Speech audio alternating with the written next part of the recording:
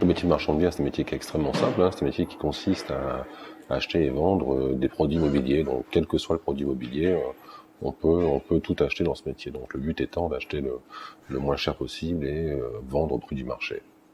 C'est un métier de contact, donc il faut aimer en tous les cas, discuter, se balader, regarder ce qu'il y a dans les rues, négocier aussi. C'est un métier avant tout de négociateur, avant tout d'acheteur. Donc le côté de la vente est pour moi en tous les cas moins important. Ce qui est vraiment important, c'est la partie de savoir bien acheter. Et c'est le fond du métier de marchand, c'est de savoir acheter.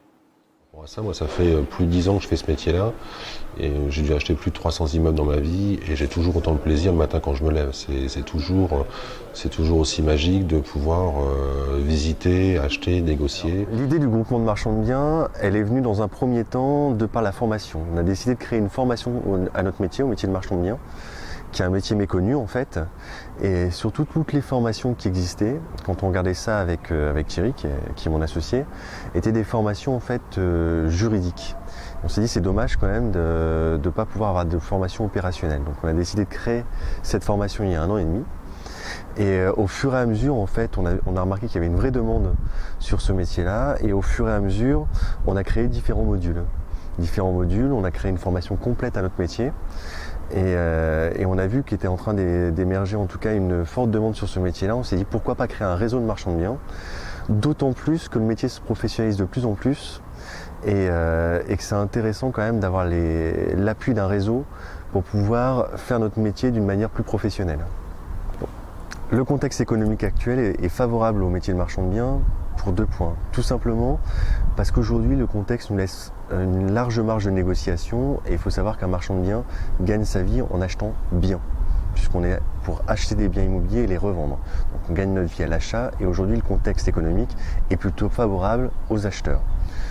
Deuxième chose, c'est intéressant aussi au niveau pour nous de la revente, puisqu'aujourd'hui de nombreux avantages fiscaux qui existaient dans le neuf, comme l'investissement cellier par exemple, ont disparu, et on redécouvre en tout cas les avantages de l'ancien, comme le déficit foncier par exemple, ce qui fait qu'aujourd'hui on a de plus en plus de demandes sur nos biens. Donc non seulement on peut bien négocier nos prix, et en plus on a de plus en plus de clients pour revendre, donc je dirais que c'est plutôt de bonnes perspectives pour notre métier.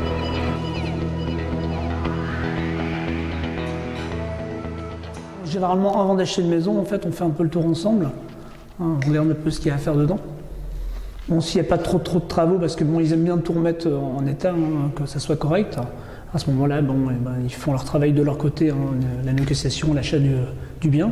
Et après, c'est moi qui interviens en fait. Je leur chiffre tout ce qu'il y a à faire dans l'isolation, le placo, les fenêtres, s'il y a lieu les sols, là, comme là, par exemple, les sols, la peinture. Mais ils ont pour habitude de tout refaire pour que ça soit vraiment en état. Pour que le client, c'est pas simplement du tape à l'œil, en fait, on va dire. C'est vraiment on refait complètement.